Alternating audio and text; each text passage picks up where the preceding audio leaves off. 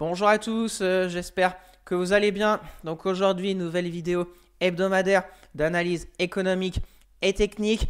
Mais avant de rentrer dans le vif du sujet, j'aimerais vous faire part d'une idée qui, je pense, peut être très intéressante pour tout le monde.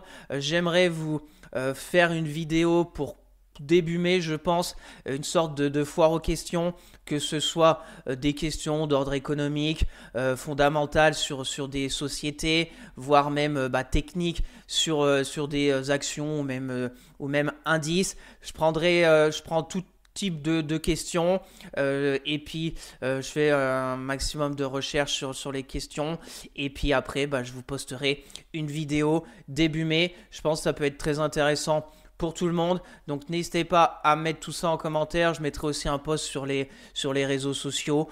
Donc allez-y avec les questions.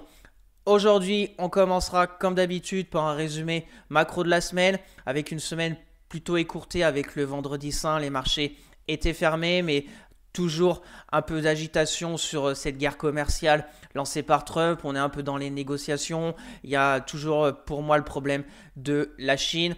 On verra tout ça ensemble. Ensuite, on passera sur le CAC 40, voir comment l'indice s'est comporté cette semaine et surtout voir les zones techniques clés à surveiller de près la semaine prochaine. Après, on verra mes trades court terme que j'ai toujours dans mon portefeuille. Aucun changement cette semaine. J'ai toujours le BX4, Trigano, Veolia, Biomérieux, Eramet, Safran, Bouygues, Bureau Veritas, GTT, Alstom, Imeris et la française des jeux. Et pour terminer, comme d'habitude, quelques sociétés qui techniquement me semblent intéressantes à surveiller de près.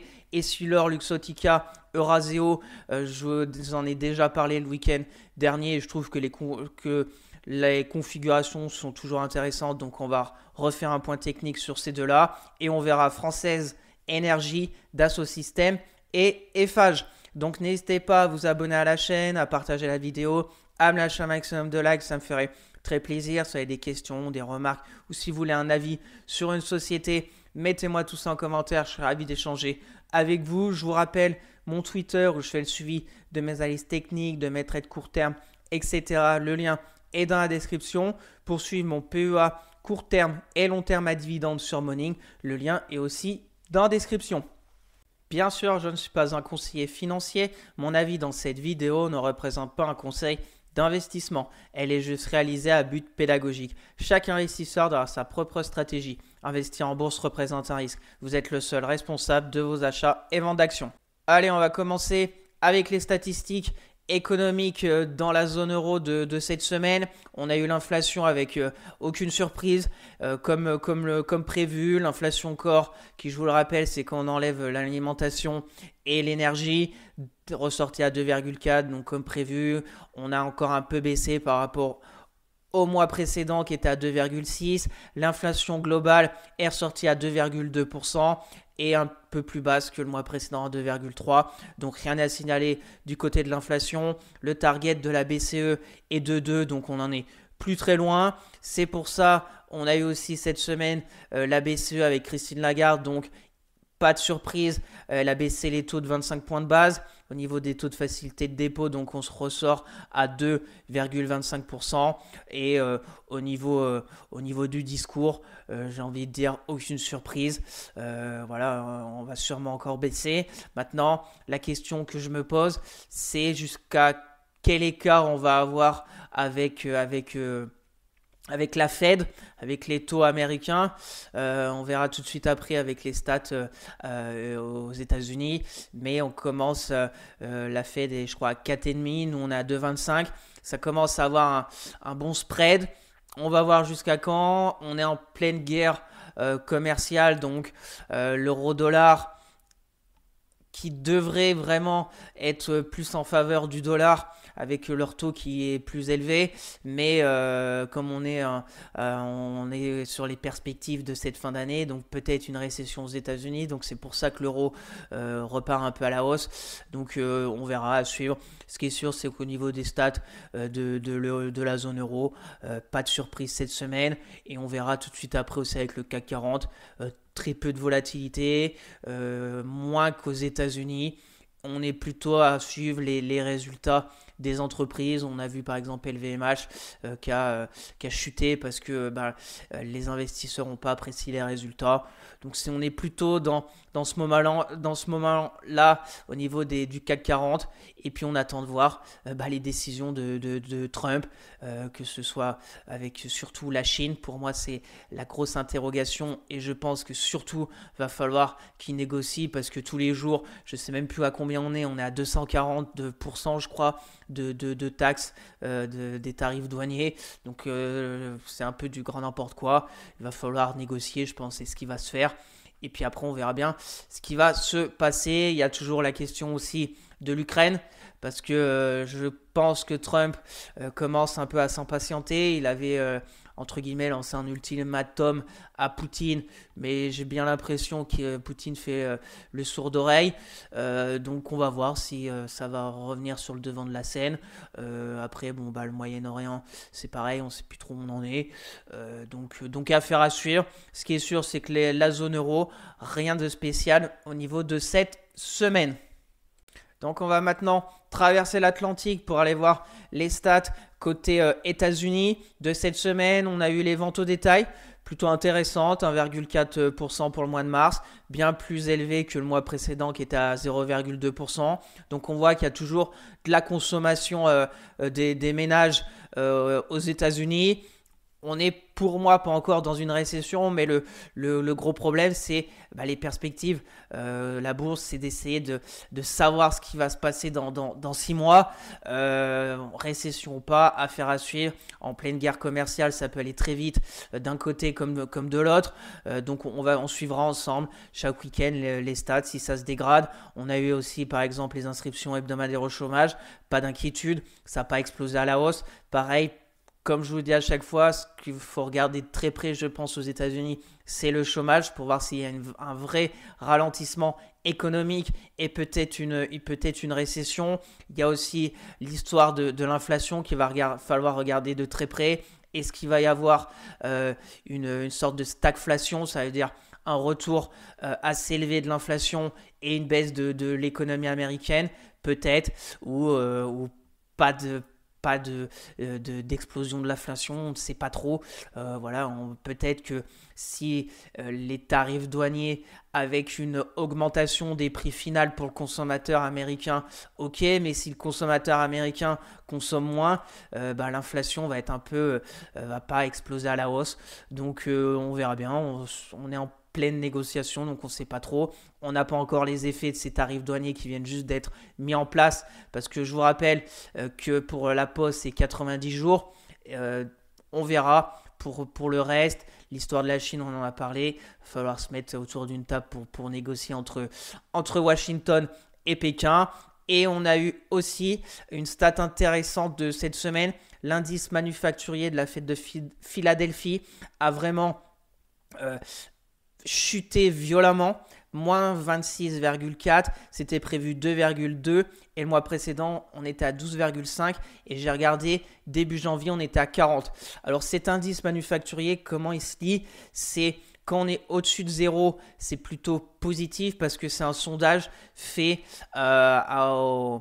aux chefs d'entreprise au niveau de Philadelphie, de cette zone, et sur les perspectives dans le domaine manufacturier.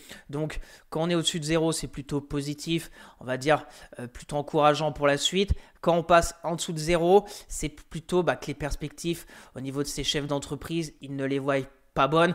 Alors, j'ai envie de dire plutôt logique en pleine guerre commerciale, mais là ça a vraiment chuté, moins 26,4. Donc on verra, c'est les chefs d'entreprise qui sont sondés, je ne sais plus il y en a combien. Vous pouvez retrouver ces stats sur investing.com et c'est expliqué pour chaque stat à quoi ça correspond vraiment. Je crois qu'il y a 250 chefs d'entreprise au niveau de Philadelphie. Donc voilà, donc c'est quand même un signal pas très encourageant, mais aussi à voir si ça se confirme durant les prochaines semaines.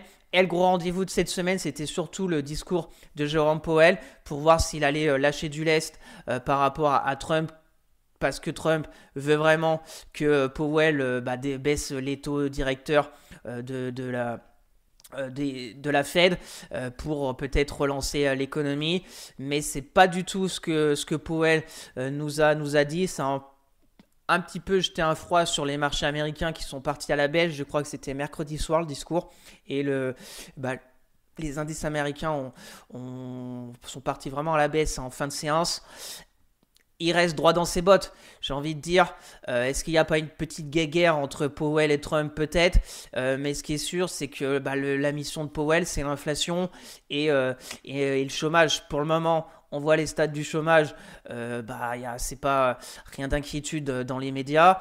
L'inflation est toujours un peu élevée. Et surtout, si à cause de ces tarifs douaniers, l'inflation repartait à la hausse, et voilà, Powell attend plus de certitude sur ses tarifs, donc il botte en touche, il dit data depender, si l'inflation repart à la hausse, on va pas baisser les taux directeurs. Donc c'est assez on va dire dangereux des deux côtés. On va voir aussi comment ça va se finir, quand est-ce que la Fed va baisser ses taux. Je crois que les prévisions, c'était monté à 4 baisses de taux, c'est redescendu à 2 baisses de taux, donc personne ne sait vraiment combien la Fed va baisser des taux, et surtout de combien, parce que peut-être qu'ils vont baisser de 2 fois cette année, mais si la première fois ils baissent de 25 points de base et que la deuxième ils baissent d'1 point, on ne sait pas. Je pense qu'on va avoir plein de surprises cette deuxième partie d'année 2025. Déjà 90 jours au niveau de cette pause, ça nous laisse jusqu'à début juillet, donc on verra la suite. Donc pour conclure sur les États-Unis, au niveau des stats, pas de stats vraiment on va dire catastrophiques. On n'a pas eu les stats au niveau des PMI, ça sera la semaine prochaine à suivre. On verra aussi si l'activité aux États-Unis, que ce soit les PMI manufacturiers ou services, ralentit vraiment. Mais pour le moment, affaire à suivre, et surtout, on verra les premières conséquences de ces tarifs douaniers dans plusieurs semaines. Et surtout, je le répète, le plus grand danger, que ce soit même dans la zone euro, partout, c'est États-Unis, Chine. Parce que ces deux mastodontes, l'un ne peut pas travailler sans l'autre. Donc s'ils ne se mettent pas d'accord sur ces tarifs, tout le monde, pour moi, je pense, sera perdant. Donc je vous ai mis comme d'habitude le calendrier des publications des résultats des sociétés en France pour la semaine prochaine. Alors lundi et mardi, on va commencer tout doucement. Mercredi, on va avoir pas mal de belles sociétés. Il y aura ici Luxottica, Danone, attention à Kering, Eurofins Scientifique ou encore BIC. Jeudi, alors là, il y aura un tas de sociétés. Je vous ai même mis à gauche là les petits tableaux, parce que je pouvais même pas tout mettre en dessous du jeudi. On aura Sanofi, Air Liquide, Vinci, Thales, Dassault Systèmes, Saint-Gobain. On aura encore Renault, Accor. On aura même Vetoquinol, Seb, Alten, Interparfums ou Nexity. Donc beaucoup de choses beaucoup de sociétés vont publier jeudi. Donc à voir s'il va y avoir un impact sur les marchés. Attention, si vous êtes dans des sociétés, ça peut aller très vite à la baisse comme à la hausse. Donc après, c'est à vous de faire votre choix. Est-ce qu'il faut mieux sortir, rester? Ça dépend si vous êtes sur du court terme, du moyen terme, du long terme.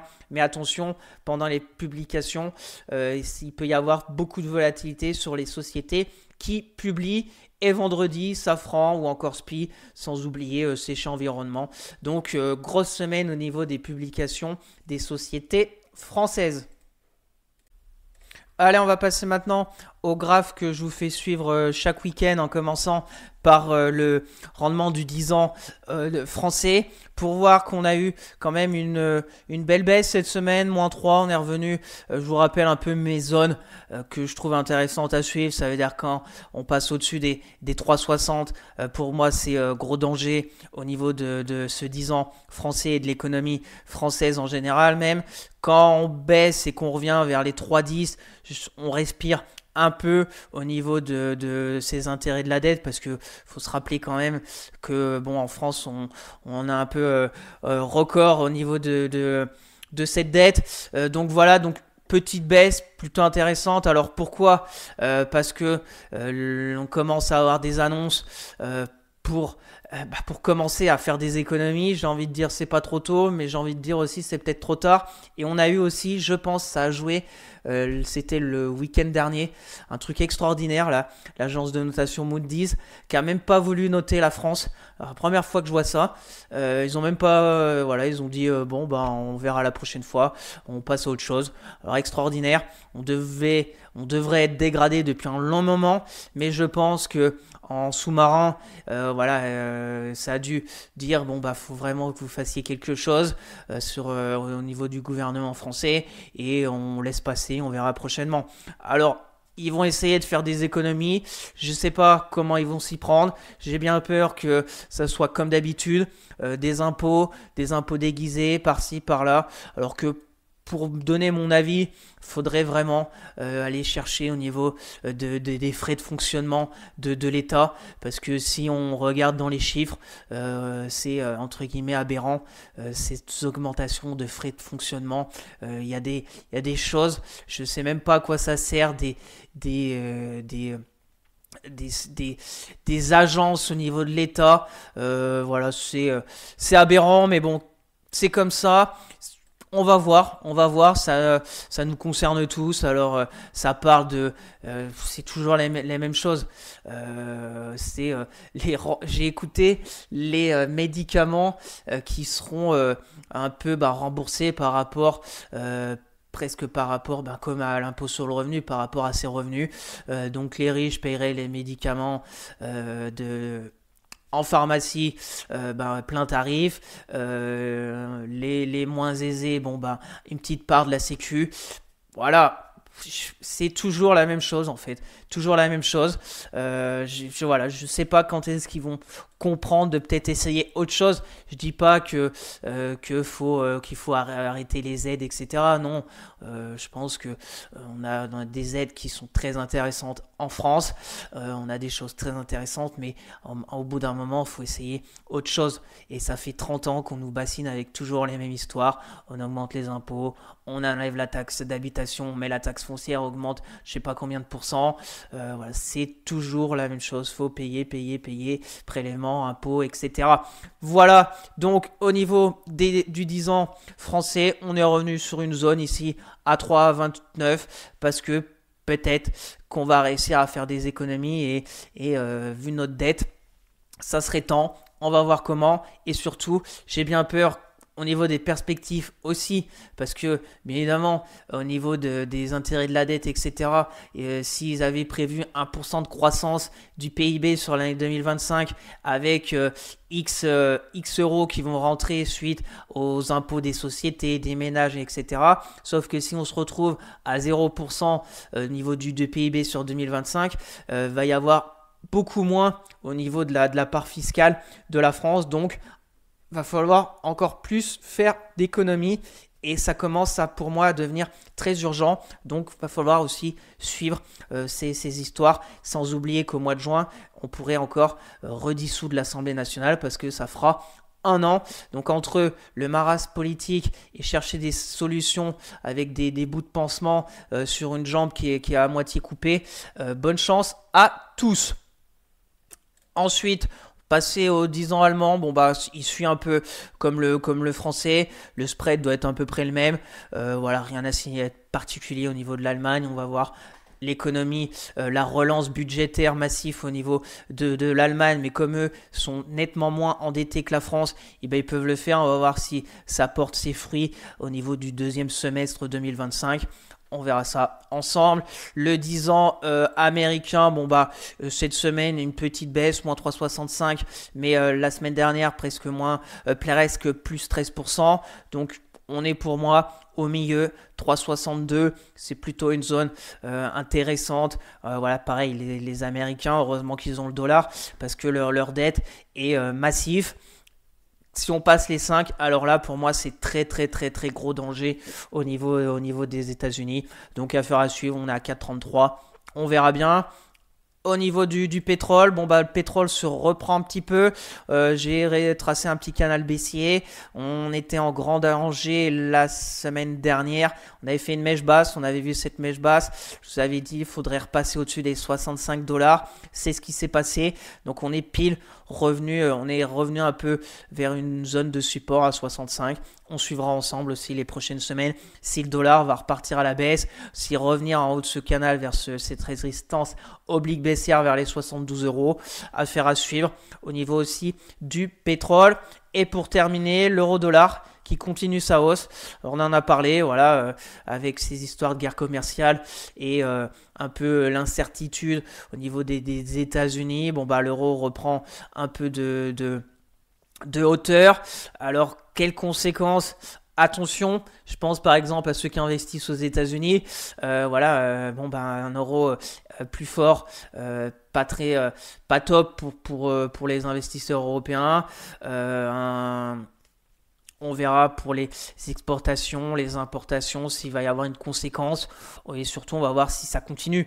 Si on est à 1,20 dans quelques semaines, voire quelques mois, ça commencera à être un peu dommageable pour la zone euro. Trump veut un dollar assez faible pour l'inflation. On va voir, faut pas non plus que ça parte entre guillemets en cacahuète parce que le marché des changes, ça peut aller aussi très vite. Voilà ce tour d'horizon. On fera un point comme d'habitude le week-end prochain au niveau de ces petits graphiques. Donc on va passer maintenant à l'analyse technique du CAC 40. Comme d'habitude, on va commencer en hebdomadaire pour voir la bougie de cette semaine. Alors très faible, on a vu baisse de la volatilité, on fait plus de 55, donc plutôt positif après la bougie très volatile de la semaine précédente. Les niveaux techniques en hebdo, on avait vu les 6008 vraiment un support à pas enfoncer. On avait vu cette zone des 7127 qui était la première polarité et surtout tenir la moyenne mobile 200 hebdo. Donc c'est pour le moment toujours le cas, on la tient, même si la semaine dernière on a été jusqu'à 6008 mais en clôture, on la tient, donc c'est plutôt positif. Maintenant, quoi espérer? On est revenu, j'ai laissé un peu cette oblique là, on verra en journalier, voir si ça peut nous faire une polarité en résistance. Après, on revient pas loin du début d'année. Je vous rappelle, cette ligne jaune, c'est quand le CAC a ouvert le 2 janvier à 7381. Donc au final, on est presque revenu sur le début de l'année. On va voir, les moyennes mobiles sont toutes au-dessus des cours. Donc en hebdomadaire, on va voir surtout, je pense, si on repart un peu à la hausse, ça sera les 7005. Parce que si on fait les retracements un peu de Fibo, ici 7005, ça nous ferait un 50% de retracement de l'impulsion baissière. Donc attention, on pourrait peut-être revenir tranquillement avec les résultats qui peuvent être bien accueillis par le marché, avec des big caps. Et puis après, on verra. Si on passe les 7005, 7006, ça pourrait être très intéressant. Mais malheureusement, tout peut arriver à tout moment, surtout avec Trump et les annonces.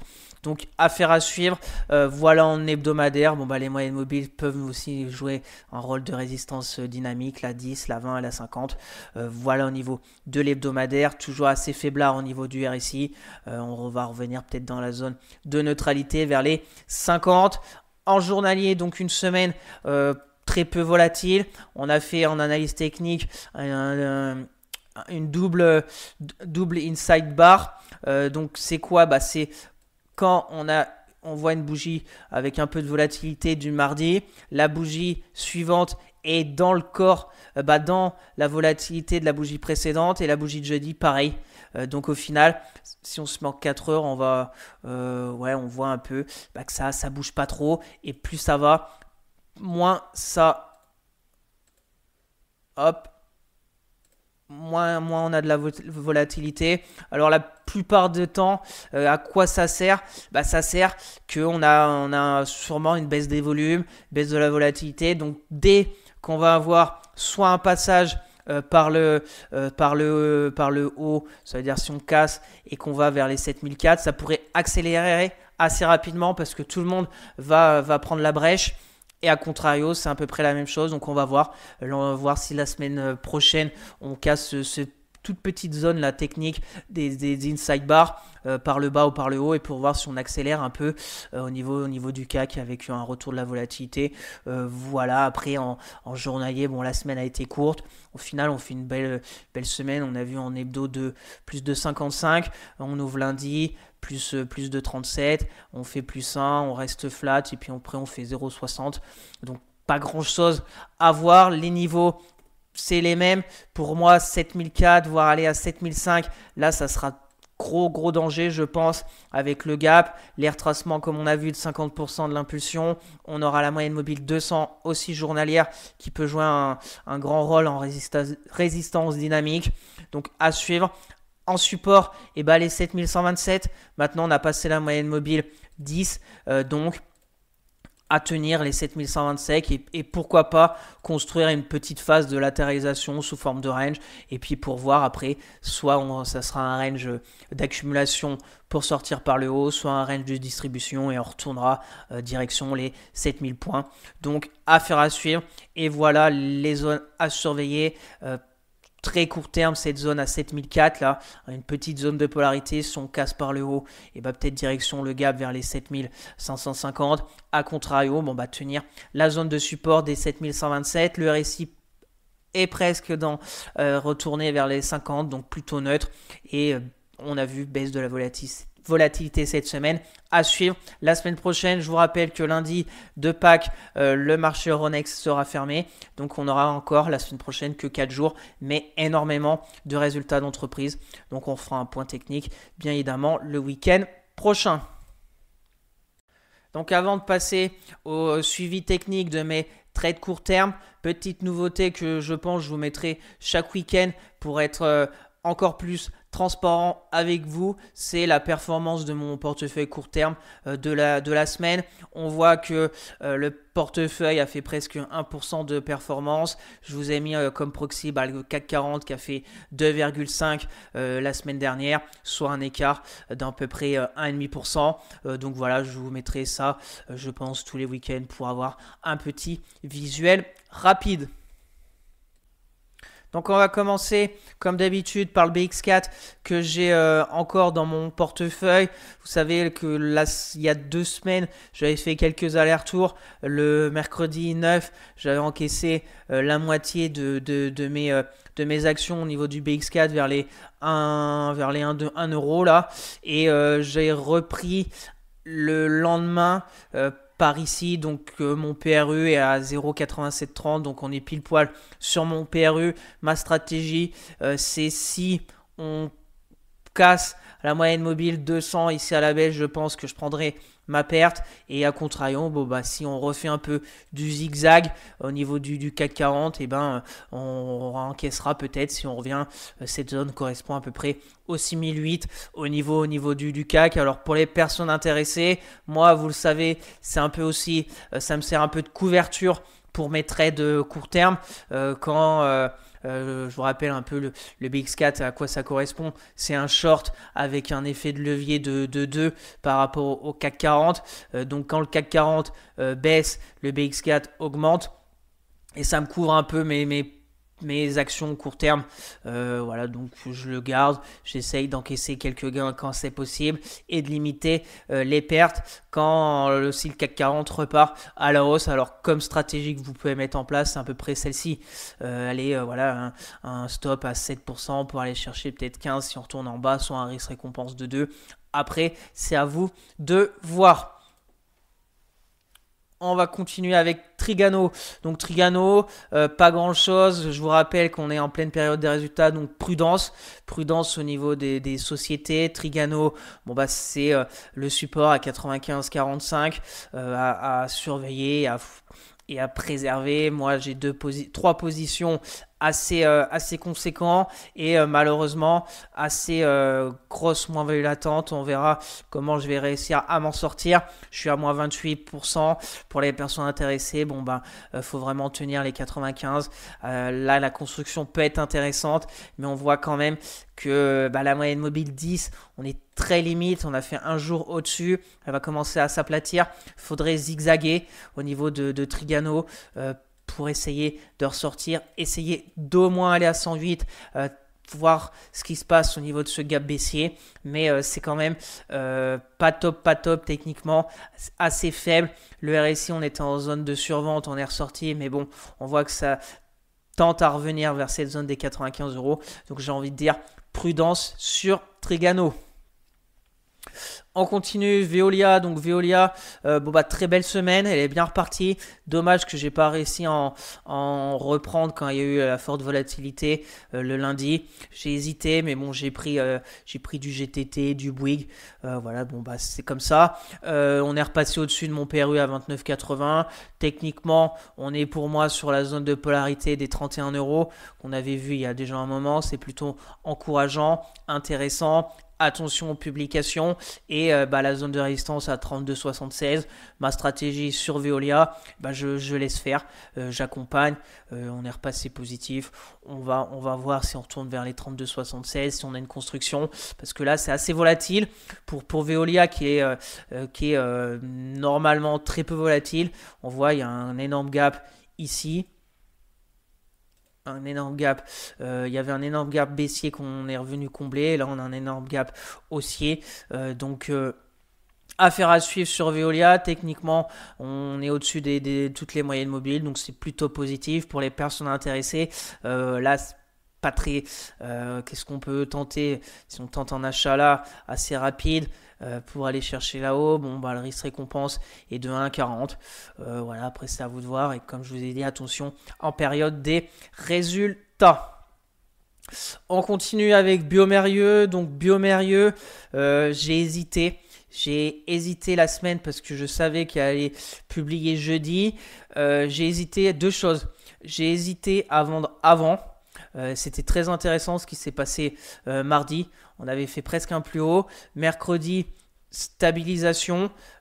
Et jeudi, résultats qui ont déçu les marchés. Donc j'ai attendu de voir ce qui se passe jeudi. J'ai presque vendu mes gains. Parce que j'ai une belle position avec trois positions sur Biomérieux. Ici, j'étais à 7% de gains. Donc c'était déjà pas mal. Et après, j'ai vu que ça remontait. Jeudi, j'ai hésité en reprendre à 112 euros, mais je me suis dit j'ai déjà 3 positions, donc on va attendre de voir. Et au final, elle fait une grande mèche basse. On va voir si ça continue à essayer de revenir vers cette zone des 117 qu'on n'arrive vraiment pas à vraiment franchir. À chaque fois, il y a quelque chose. Là, on avait réussi le 3, mais après, on a eu ce vendredi 4 avec le début un peu des hostilités avec Trump. Après, on a été chercher quand même un point bas à 103,30 € et on est remonté assez rapidement. Et là, les résultats ont un peu déplu. Donc, on est revenu en fait au milieu des entre 111 et 117. Donc, pour les personnes intéressées, je pense pas grand chose à faire. Bravo s'il y en a qui ont réussi à en prendre un 105. Mon PRU à 103,30. Mon objectif, c'est d'essayer d'aller à 126. Si on bute encore à 117 pendant des jours, pourquoi pas prendre une belle plus-value de 13% sur Biomérieux. Donc, affaire à suivre. Si j'encaisse, je vous partagerai sur Twitter. On refera un point ce week-end. On continue avec Eramet. Donc Eramet, elle reprend un peu de hauteur, plutôt positif. Lundi, on était redescendu à 38 euros. Grosse zone de support. Si on dézoome, on va se mettre en hebdo pour voir Trigano, Eramet. Voilà. 38, c'est la zone de polarité de support en 2019, 2020 résistance au crash du Covid, et après on était bien revenu. Donc Eramet très cyclique, c'est un peu ma stratégie, prendre un peu en bas pour essayer qu'elle revienne en haut. Donc dans le contexte actuel, bien évidemment, elle souffre. Si on a une récession aux États-Unis et que la Chine, c'est pas top au niveau de la consommation, etc. Donc Eramet, elle souffre. Donc ça navigue pas mal. J'ai 2 positions et à 62 euros au niveau de mon PRU. Donc je ne touche à rien, je laisse faire et j'attends de voir au niveau déjà de la macro et des résultats d'Eramet qui vont arriver, des perspectives, voir ce que ce que ça va donner. Donc je ne touche à rien. Techniquement, on va peut-être revenir vers les 50, qui a été une belle zone de support et qui va devenir maintenant résistance. À voir si elle a besoin de respirer. Ce qui est sûr, c'est que la zone des 38 euros est très importante, mais on a quand même fait un beau rebond de presque de 22% en 2 semaines. Donc affaire à suivre. Prudence quand même sur Eramet. On continue avec Safran. Donc Safran, ah oui, Safran, j'en avais repris aussi le vendredi, un peu tôt, parce que vendredi, j'ai dû en reprendre vers 220 et lundi, elle était redescendue à 192. J'ai tracé un support oblique haussier qui commence en 2023, qui est plutôt intéressant, je trouve, et qu'il va falloir préserver dans les jours à venir, surtout. Embêtant, c'est passage en dessous de la moyenne mobile 200 journalière. On voit déjà qu'il y a quelques jours, on n'arrive pas à la franchir. Ça va être l'enjeu de la semaine prochaine si ça repart un peu vers le nord au niveau de Safran, franchir les 221 euros pour repartir. Mon PRU, on est à 215, donc on est plutôt flat. Les moyennes mobiles, à part la 10, elles sont baissières, on est très limite. C'est assez volatile, Safran, donc bien évidemment très exposé aux tarifs douaniers au niveau de son métier. Donc ça peut un peu partir dans tous les sens suite aux annonces. RSI faiblard, mais on tente de revenir vers les 50. Donc à ces niveaux-là, je pense qu'il n'y a pas grand-chose à faire. Si vous voulez tenter quelque chose, c'est soit peut-être vers les 192 et là, tenir le support avec une construction. Il y a le gap haussier. Et puis après, si on suit, on peut aller bien plus haut. Et sinon, si on franchit les 221, peut-être intéressant de regarder après avec les bougies. Là, on n'a pas assez de bougies, mais pour essayer de retourner à 256. Voilà, c'est ce que je vais regarder moi. Je laisse faire voir plus d'infos. J'ai 2 positions, mon PRU à 215, donc je laisse faire pour le moment. Attention, elle va publier aussi la semaine prochaine, donc on va voir les perspectives. Je pense que ça va être compliqué de voir des perspectives, sachant que c'est très très mondialisé le métier de Safran. On continue avec Bouygues. Donc Bouygues, j'en avais repris le 8 avril. Mon PRU à 33,36 et Bouygues, elle est vraiment très forte. Elle continue à la hausse. Cette semaine, très belle. On fait encore un nouveau plus haut de cette année. On est à 37,34, donc j'accompagne tranquillement. Il va y avoir bientôt le détachement du dividende, donc peut-être ça accumule un peu. 38,13, prochaine zone de résistance. J'ai envie de regarder la semaine prochaine, si on repasse en dessous des 37 euros, d'encaisser mes gains sur Bouygues, aussi à peu près de 10% si j'encaisse à peu près à 37 euros, donc toujours bon aussi d'encaisser quand on est en gain. Moyenne mobile toute intéressante, la 10, la 20, la 50, la 200, le RSI, on va peut-être rentrer en zone de surachat, donc il y a du momentum sur Bouygues, plutôt très positif. Pour les personnes intéressées, il y a un scénario avec ce petit gap ici, assez court et pourquoi pas aller à 39,68, je l'ai noté, 39,68, c'est les plus hauts à peu près avant le crash du Covid sur Bouygues. Donc voilà un scénario de 58 si ça veut vraiment repartir, un peu un scénario comme ça. On verra aussi si je crois qu'il y a Vinci qui va publier la semaine prochaine, ou même Eiffage, donc à peu près du même secteur. On va voir aussi les discours concernant le domaine de la construction et Bouygues. Donc c'est plutôt très positif sur Bouygues. Moi j'accompagne tranquillement et on fera un point le week-end prochain ou sur Twitter si j'encaisse mes gains. On continue avec Bureau Veritas. Donc Bureau Veritas aussi pareil, très volatile. On était revenu à 24,10. J'avais fait un peu le entre guillemets le dos rond pour voir ce qui se passe et on est revenu sur la polarité. Alors attention parce qu'à 26,66 c'est une polarité et qu'on n'aille pas faire quelque chose comme ça. On verra au niveau de Bureau Veritas. On est repassé au-dessus de la moyenne mobile 10, mais on voit que depuis 3 jours, elle n'arrive pas, elle bouge plus. Elle bouge plus depuis 3 jours. On a fait 1% en mardi, après moins 0,37 et moins 0,07. Très très peu de volatilité, des corps tout petits. Donc on verra. Si ça veut repartir, on aura la moyenne mobile 20 quand même. Ça fait un moment qu'on est en dessous. Depuis cette baisse du 26 février, on n'arrive pas à franchir cette moyenne mobile 20 journalière.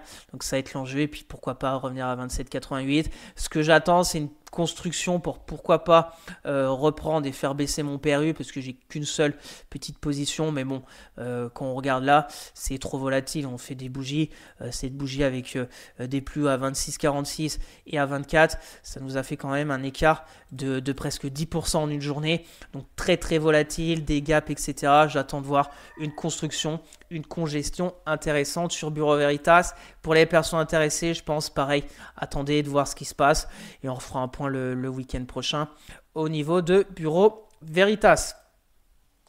On continue avec GTT, donc semaine plutôt positive sur GTT. GTT, j'en avais repris lundi 7 vers les 120 euros. Ça m'a fait baisser aussi mon PRU qui est maintenant à 132 euros environ. Techniquement, on revient. La zone qui va être à franchir, c'est à peu près les 141, entre 140 et 141,50 euros pour essayer de retourner à 155. On voit que ça pourrait construire quelque chose d'intéressant ici. On verra la semaine prochaine ce qui va se passer. C'était volatile aussi il y a 2 semaines au niveau des supports, etc. Voilà, je suis assez large parce qu'on a une belle zone à 120, on a une belle zone de résistance à 141 et entre deux, on a les moyennes mobiles qui sont toutes entremêlées. RSI très neutre, donc affaire à suivre. GTT aussi publié plutôt des chiffres très intéressants, mais bon, c'était pas la folie sur le marché. Elle a publié jeudi soir, je sais plus trop quand elle a publié, mais bon, après on savait que le carnet de commandes de GTT était rempli à ras-bord et que des belles perspectives avec son métier. Donc je sais pas si elle a publié jeudi soir après la fermeture des marchés ou jeudi matin. Mais très bon résultat, on verra ce qui va se passer la semaine prochaine. On continue avec Alstom. Donc Alstom, pareil, très volatile il y a 2 semaines. On est retourné à 15,60. Là, on travaille cette moyenne mobile 200. On voit qu'on n'arrive pas pour l'instant la passer, mais c'est plutôt positif déjà qu'on ait repris les 18,50 €. Sur Alstom, ma stratégie c'est pareil, attendre une petite congestion pour faire baisser mon PRU. J'ai qu'une seule petite position. Après, il y aura une très grosse zone ici à 21 €, très belle zone de polarité. Et quand les marchés ont explosé à la hausse jeudi, on avait ouvert ici, on a vendu toute la journée. Donc ça va être l'enjeu pour Alstom de reprendre les 21 €. Et je pense, si on reprend les 21 €, peut-être une stratégie pour retourner là-haut au niveau d'Alstom. Donc affaire à suivre. Et à contrario, si on revient à 18,50, il faudra préserver les 18,50 parce qu'après, on retournerait dans cette zone un peu de grosse volatilité du lundi 7 avril. Et attention, 15,60, pareil, résultat mardi 13 et un peu de temps. Mais prudence, on est en plein milieu de toutes les moyennes mobiles. Affaire à suivre. On continue avec Imerys. Imerys, on est revenu techniquement sur aussi une belle zone. On va voir si elle va avoir la force de vraiment franchir les 29 € pour retourner, peut-être aller chercher son gap baissier.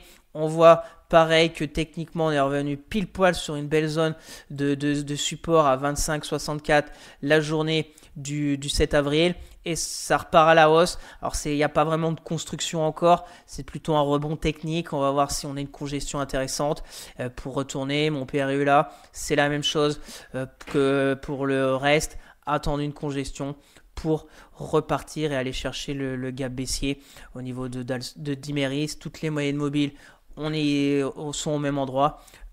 Intéressante la moyenne mobile 10, on est au-dessus. Donc affaire à suivre au niveau d'Imerys. Et on va terminer avec la Française des Jeux qui fait plutôt une très belle semaine. Déjà parce qu'on fait un croisement à la hausse de la moyenne mobile 10 avec la 20. On rappelle quand on l'avait croisé à la baisse, on avait fait une forte chute à partir du 6 mars. Et là, on a eu une petite congestion intéressante. Alors beaucoup de volatilité comme tout le monde le lundi 7 avril. Mais déjà, même si on voit le 7 avril, c'était très intéressant s'il y en a qui ont réussi à prendre vers cette zone de support vers, on va dire 27 euros, parce que depuis on a bien rebondi. On a fait déjà 10%. Et surtout, si on se met en ligne de clôture, on voit que même la journée de lundi, en fin de séance, on clôture sur notre zone de support. Si on dézoome, voilà, une zone de polarité, on est revenu il y a peu sur des niveaux de 2020. Donc, intéressante, je pense, la Française des Jeux, surtout que dans le contexte actuel, même si on a eu les résultats qui n'étaient pas top, mais bon, pas vendus par le marché, et surtout avec ces tarifs douaniers, n'est pas très impacté au niveau de ces tarifs douaniers, bien évidemment, donc peut-être recherché. Moi, depuis le 25 mars, je suis dedans, je laisse faire, on est repassé au-dessus de mon PRU, donc j'accompagne si on a une congestion intéressante, pourquoi pas reprendre. Mon objectif, c'est un retour à 33 euros dans un premier temps. Alors si on dézoome, si on se met en hebdo, on voit qu'on peut très bien faire beaucoup de zigzags et ça peut être très intéressant. On voit qu'en 2022, on avait été entre 20 et 40. Là, la même chose, 20... 30 euros et pas loin de 40 euros, là à peu près pareil. Donc à voir si on revient ici 30, si dans quelques semaines, quelques mois on retourne vers 40 euros. Affaire à suivre au niveau de la Française des Jeux. Pour les personnes intéressées, il y a toujours la même un peu stratégie que moi. J'avais pris ici avec un petit rebond, là beaucoup de volatilité et on revient. Donc ma stratégie, c'est à peu près toujours la même. On tient, on va dire, la zone de des 28 euros en clôture journalière et puis on va essayer de chercher les 33. Ça fait un risque récompense d'un peu plus de 1,5. Voilà le premier objectif pour la Française des Jeux.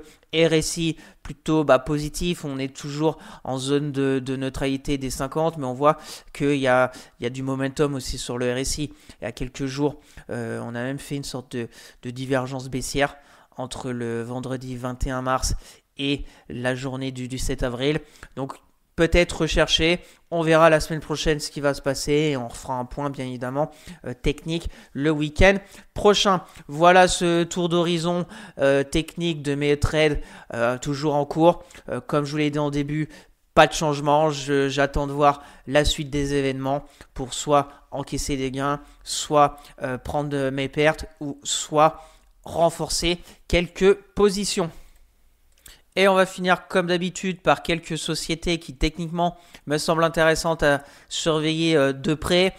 Avec Essilor Luxottica, on avait déjà vu le week-end dernier parce qu'on est revenu la journée du lundi 7 avril sur la moyenne mobile 200 journalière qui était déjà dans le passé un beau support dynamique depuis le passage au-dessus en novembre 2023. On voit en janvier 2024 une fois, juillet 2024 deux fois, 3 fois en septembre 2024, retour sur cette moyenne mobile 200.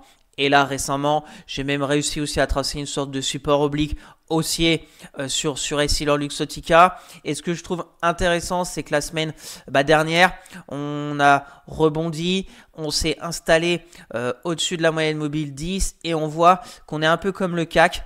Une baisse de la volatilité, un peu des inside bar au niveau des bougies. Si on se met en 4 heures, on doit avoir une petite figure. Ouais, on a une sorte de triangle sur Essilor. Donc on voit on voit très bien là beaucoup de volatilité le 3 avril, là on est sur des bougies 4 heures et puis on voit que depuis lundi, on a des toutes bougies en 4 heures et si on regarde la journée de jeudi, rien ne s'est passé sur Essilor. On a fait des mini bougies, donc à voir, à surveiller parce que comme je vous l'ai dit pour le CAC, des fois quand on sort d'une baisse de la volatilité, baisse des volumes, etc., s'il y a un petit passage par le haut, ça peut accélérer assez rapidement. Alors bien évidemment, l'inverse c'est pareil, si on casse par le bas, ça peut accélérer à la baisse. Maintenant, que faire? J'ai envie de dire le problème, c'est que le risque, dans un premier temps, risque-récompense n'est pas top parce que on a une belle résistance à 262, le gap baissier du 3 avril, plus avec un retour sur le bas du gap le 10 avril. Donc voilà, si on fait comme ça, le risque-récompense est même pas de 1 pour aller combler ce gap. Et on aura même, je pense, par la suite, on peut déjà commencer à tracer une sorte de résistance oblique baissière qui passe vers ce gap.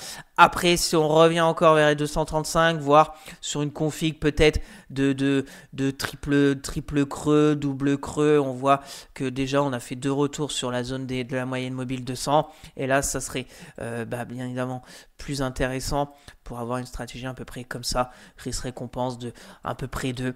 Donc c'est à surveiller, je la surveille parce que la semaine dernière, plutôt intéressante et si l'or avec la baisse de la volatilité, je vous la ferai suivre sur Twitter et bien évidemment si je prends position, je vous en partagerai aussi sur Twitter et on fera un point le week-end prochain. On continue avec Euraseo. Donc Euraseo, c'est un peu après la même chose, à peu près comme Essilor. On voit beaucoup de volatilité il y a 2 semaines. Cette semaine, on s'installe tranquillement au-dessus de la moyenne mobile 10 et on voit que ça bouge pas trop. Si on se met en 4 heures, c'est pareil. On voit ça zigzag pas mal. On a une sorte de en 4 heures voilà, on a la baisse. On a eu une sorte de fausse sortie de cette zone avec la bougie de jeudi. On est revenu encore chercher les 53,75. Là, on est remonté vers les 60. On s'est un peu replié la journée de jeudi et pour finir jeudi à 58,35. Donc à voir si on casse par le haut cette zone ici vers les 58, 59 euros. Et ben on pourrait continuer à aller chercher les 64 qui est la prochaine zone de résistance de polarité sur Euraseo. Alors ça nous fait pas un grand risque-récompense d'à peu près 1, mais si on retourne la baisse, et ben on peut aller chercher bien plus haut. Voilà, c'est pareil, c'est beaucoup de zigzags, c'est quand même dégradé court terme, à part la moyenne mobile 10, on a un croisement récent, une croix de la mort entre la M50 qui passe en dessous de la moyenne mobile 200, donc prudence. Le RSI, pareil, on était vraiment en zone de survente, on y est ressorti, donc à suivre. Je vous en avais parlé le week-end dernier. Donc le week-end on était là. S'il y en a qui ont réussi à prendre peut-être lundi, voilà, donc faut accompagner. Baisse de la volatilité, sûrement aussi des volumes. Donc un peu comme Essilor Luxottica. Donc c'est pour ça que je vous refais encore un suivi pendant une semaine. On continue avec la Française de l'énergie. Donc techniquement, je la trouve intéressante. On va voir en hebdo. Donc en hebdo, on avait une sorte de canal baissier. On l'a cassé déjà la semaine dernière par le haut. On voit la résistance oblique baissière. On l'a cassé. Et cette semaine, ça continue. Alors en hebdo, on est au contact de la moyenne mobile 50 hebdo. On va voir si on se met en ligne de clôture. On est limite sur la zone de polarité. C'est pas encore un passage très franc des 27 euros, mais on y est. On est collé dessus. Si on voit plus près en journalier, ce qui est intéressant, c'est le passage de la moyenne mobile 200 journalière sur la bougie de mercredi. Une belle bougie, plus 8%. On s'extrait de la zone de polarité qui était, on voit très bien, support en septembre, résistance en novembre, début janvier, pareil, résistance. Et là, on a refranchi. Donc, c'est plutôt positif sur Française Énergie. Toutes les moyennes mobiles sont sous les cours et peut-être qu'on a une sorte de pullback sur la bougie de jeudi. On fait plus 8 mercredi, moins 4 jeudi. Donc peut-être à surveiller. Pas lundi parce que c'est fermé, mais mardi, si on repart tranquillement, peut-être prendre position 27,30, un stop sous la bougie qui est importante de jeudi. On voit qu'on s'est vraiment extrait et accompagné. Ce qu'on a après, oui, on va peut-être tracer comme ça pour voir. Et puis après, si on retourne pour moi vers les 30, en dessous des 33 euros, le risque récompense est vraiment intéressant de presque 3. Donc à surveiller. On voit aussi en court terme qu'on monte bien sur ce support oblique, qu'on a eu déjà une impulsion de plus 12% le mercredi 9. Après, on est revenu chercher la moyenne mobile 200. On a eu une deuxième impulsion mercredi dernier. Donc, on va voir, est-ce que ça va aller plus bas? Est-ce que mardi, ça va repartir? Est-ce qu'on va faire une sorte de range pour repartir? Je vais surveiller de très près Française énergie la semaine prochaine. Le RSI plutôt très positif. Les moyennes mobiles aussi sont positives parce que sous les cours. Donc c'est pour ça que je vous la partage et que je vais vous la faire suivre sur Twitter. On continue avec Dassault Systèmes. Donc Dassault Systèmes, attention, publication jeudi. Donc à voir au niveau des publications. Ce qui est sûr, c'est qu'au niveau de l'hebdomadaire, sur du vision un peu long terme, et ben, on est revenu pour moi sur un beau support oblique haussier qui est tracé depuis 2014. Alors assez large comme d'habitude. Et on voit quand même que la zone des 31,42 €, c'était le support de novembre. C'était la polarité un peu de 2020. Les plus hauts au niveau avant le crash du Covid en janvier 2020. Donc, à vraiment conserver si on veut retourner plus haut, parce que bon, Dassault Systèmes aussi, elle était dégradée, elle était sur ses plus hauts historiques en 2021 vers les 57 €. Là, on est vers les 33. Ce que je vais regarder, c'est pareil, on a une sorte de baisse de volatilité cette semaine. On s'est installé pile sur la moyenne mobile 10. Donc je pense attendre les résultats de jeudi. Je ne sais pas si elle publie jeudi soir ou jeudi matin, voir ce qui se passe. Et s'il n'y a pas trop de volatilité et si le marché n'est pas déçu par les publications, peut-être tenter un retour. Parce qu'il y a, je pense, du potentiel de rebond sur Dassault. Hop, là voilà, une belle zone de polarité. On voit très bien hein, la bougie de jeudi. Elle fait une mèche haute à 35,37, pile sur la polarité de décembre 2024. Il y a la moyenne mobile 200. Donc à voir. Soit on retourne encore à 31,42 et là peut-être des choses à faire. Comme ça, à voir aussi comment on y retourne à 31,42. Si c'est un moins combien là ça fait 6, 7, 10. 5, si on fait moins 5 avec un gros gap suite au résultat, attention, mais si ça bouge pas trop, à voir comment on y retourne. A contrario, si on reste au même endroit, peut-être un stop vraiment plus court après toutes ces bougies en fait de début de semaine et aller chercher la moyenne mobile 200, voire les 35 € environ.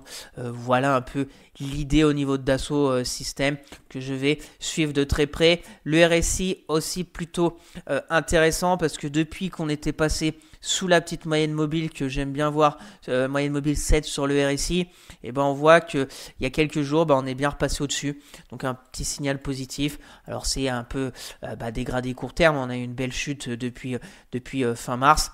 Donc affaire à suivre sur Dassault Systèmes. Et on va finir avec Eiffage. Donc Eiffage, elle nous a fait un nouveau record, je crois. Mais si on dézoome Eiffage, ce qui est intéressant et curieux, c'est... allez, on va se dézoomer vraiment. Non, elle n'a pas fait un nouveau record, je pensais. Les records étaient en 2007. Mais Eiffage, on va se mettre en mensuel. Parce que j'ai vu ça tout à l'heure sur Eiffage. Donc Eiffage, pour vous faire voir aussi qu'on peut être investisseur long terme, mais que des fois, par exemple, Eiffage, elle est introduite en bourse en 94. Donc très belle, excellente hausse entre 12 pour aller à chercher plus de 110. Donc 2007. 2007, elle est à 110. Donc si par exemple quelqu'un était rentré en 2007 à 110, après on a fait une énorme chute en 2008. Elles s'est stabilisées longtemps. On est revenu presque faire des nouveaux records, mais on n'a pas été sur les précédents records en 2018. On a rechuté. On a aussi failli faire des nouveaux records en 2020, mais malheureusement, il y a eu le Covid, donc on a rebaissé encore. Et là, on est de retour à 113, donc sur presque des plus hauts historiques. Donc on est de retour sur des niveaux de 2007 sur Eiffage. Donc il a fallu quand même des années pour revenir sur les 113 €. On va se mettre en journalier pour voir de plus près. Mais là, elle est vraiment forte en ce moment. Eiffage, c'est un peu comme Bouygues que j'ai déjà en portefeuille. Il y a Vinci qui est vraiment intéressante. Donc c'est des secteurs aussi pas trop exposés aux tarifs douaniers, donc recherchés en ce moment. On va voir jusqu'à quand elles vont être recherchées. Mais là, on voit qu'on a cassé la semaine les 110 € qui était aussi une belle résistance sur Eiffage parce qu'on était bien monté. On a fait aussi beaucoup de volatilité la journée de lundi. On est revenu à 95,38 € sur une belle zone de polarité. Et on a rattaqué très très rapidement. Et en plus, eh ben, à part la journée comme beaucoup de jeudi où on est revenu en fait faire une sorte de petit pullback sur une petite zone intermédiaire vers les 104 et puis après ça a accéléré à la hausse. On casse la zone de résistance et à suivre. Alors, est-ce que c'est encore le moment de rentrer? J'en sais rien, peut-être pour essayer vraiment d'aller à 120. Donc une stratégie, c'est peut-être 109, allez 5%, j'en sais rien. Après, c'est à vous de voir. Et aller chercher à peu près 5-6%, 120. J'ai aussi pardon, une sorte d'oblique qui est intéressante. On voit en hebdo la résistance oblique baissière. Donc on pourrait faire une dernière hausse jusqu'à 120, avoir peut-être une correction un peu plus profonde. Attention, les résultats au mois d'août, on a encore le temps. Il va y avoir aussi des dividendes.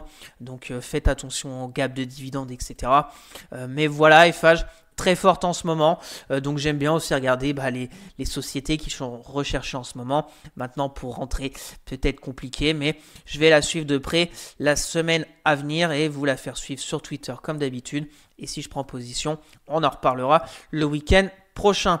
RSI positif aussi, même pas encore rentré en zone de surachat, donc à suivre de très près. Moyennes mobiles sont toutes intéressantes, 10, 20, 50 et 200.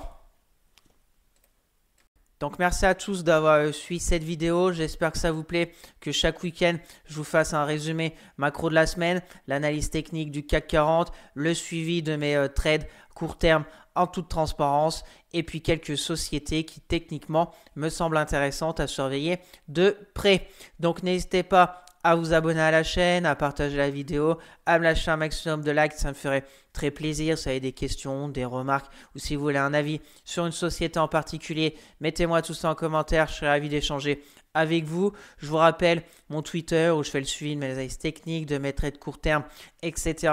Le lien est dans la description. Pour suivre mon PEA court terme et long terme à dividende sur Morning, le lien est aussi dans la description. Sur ce, je vous souhaite un excellent week-end de Pâques et on se retrouvera la semaine prochaine pour de nouvelles vidéos. Allez, bye!